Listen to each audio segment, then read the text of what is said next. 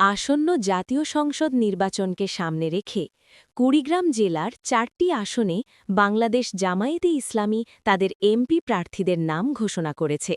দলটির পক্ষ থেকে জানানো হয়েছে, সৎ নেতৃত্ব, ন্যায়ভিত্তিক রাষ্ট্র ব্যবস্থা এবং জনগণের অধিকার প্রতিষ্ঠার লক্ষ্যেই এই প্রার্থীদের মনোনয়ন দেওয়া হয়েছে।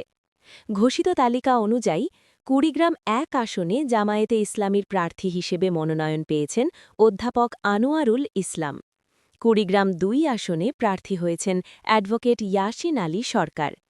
কুড়িগ্রাম 3 আসনে দলীয় প্রার্থী হিসেবে ঘোষণা করা হয়েছে ব্যারিস্টার মাহবুব আলম সালেহীকে এবং কুড়িগ্রাম 4 আসনে জামায়াতে ইসলামীর প্রার্থী হয়েছেন মুস্তাফিজুর রহমান মুস্তাক। দলীয় সূত্রে জানা গেছে, এই প্রার্থীরা প্রত্যেকেই শিক্ষিত, অভিজ্ঞ ও সমাজসেবায় নিবেদিত।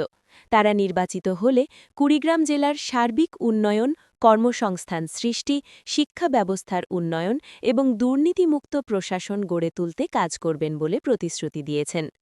প্রার্থী ঘোষণার পর কুড়িগ্রামের রাজনৈতিক অঙ্গনে শুরু হয়েছে আলোচনা ও আগ্রহ। দলীয় নেতাকর্মী ও সমর্থকদের মধ্যে দেখা গেছে নতুন উদ্দীপনা। আগামী দিনে নির্বাচনী প্রচারণা আরও জোরদার হবে বলে জানানো হয়েছে। শেষ খবর পর্যন্ত আমাদের সাথেই থাকুন। ধন্যবাদ।